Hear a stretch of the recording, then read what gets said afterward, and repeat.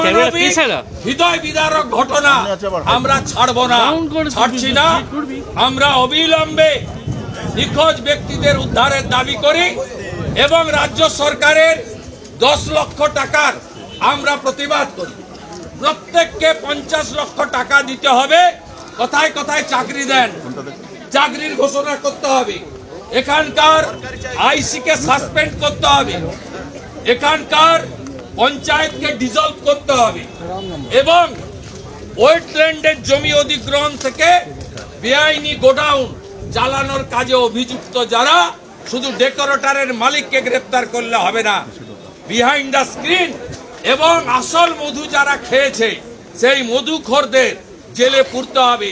এই দাবিতে ভারতীয় জনতা পার্টি হাইকোর্টের অনুমোদন আদায় করে আগামীকাল সোনারপুর চলো, নরেন্দ্রপুর থানা চলো অভিযানের ডাক দিয়েছে।